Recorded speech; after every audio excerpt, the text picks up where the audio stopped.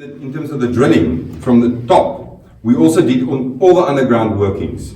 So we cut pieces through it. It's almost a small little drill hole that goes from the granites through the reef zone here and back into the granites. And we would sample 50 centimeter samples into the granite and into the granite so that we get the whole intersection.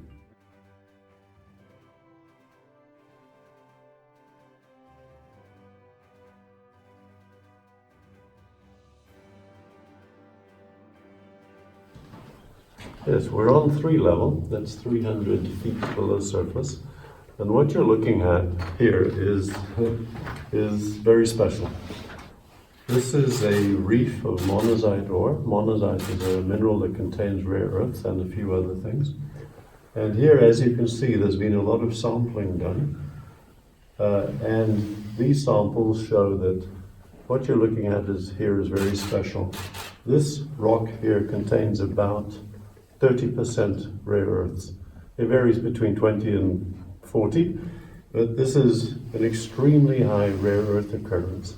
And Steenkampskraal is mainly this small but very high grade rare earth occurrence. In areas like this, we will drill holes in, put dynamite in, very old-fashioned conventional mining, blast, and then there'll be a pile of broken rock here. The broken rock will be trammed in cocoa pans along to the bottom of the shaft where we walk down, and it will be hoisted up to the top using the headgear and the winder house that you saw. And there it will be put into the concentration plant. Now, although this is very high grade, at 30% on average in this particular zone, it does mean that about 70% of the rock is waste. So we have to concentrate the ore. So there will be a series of procedures to make a monazite concentrate, which will be about 90% monazite, nearly 60% rare earths.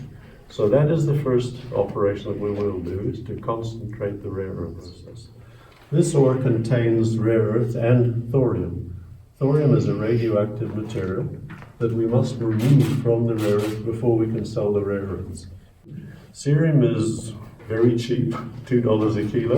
So not all rare earths are rare, some are quite abundant, but cerium is the most abundant of all.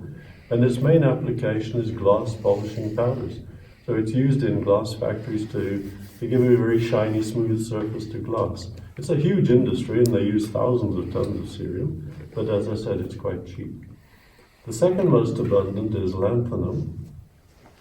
And lanthanum is used, the main thing is in petroleum refineries. It's used as a catalyst to separate crude oil into the various fractions, like petrol, diesel, aviation spirit, and many other products.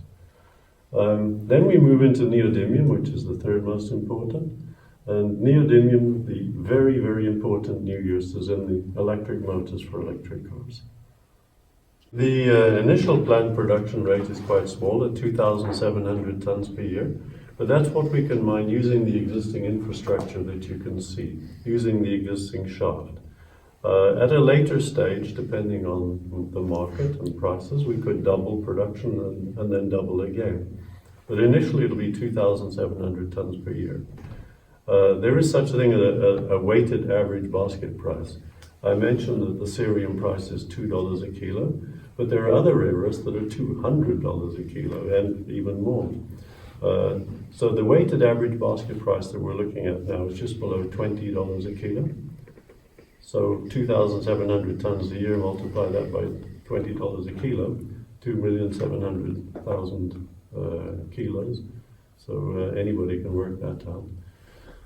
The important thing for us is not so much the volume. We don't try to pretend to be a huge operation, but rather a small, high-quality one. And in view of the fact that so much infrastructure is already here, so we don't have to spend a lot of money digging shafts and digging and preparing the stopes. And due to the fact that this grade is so high, we only have to take out a small amount of rock to produce our 2,700 tons per year. So we expect to have a very, very low production cost. We think our cost will be below $10 a kilo, with prices of about 20.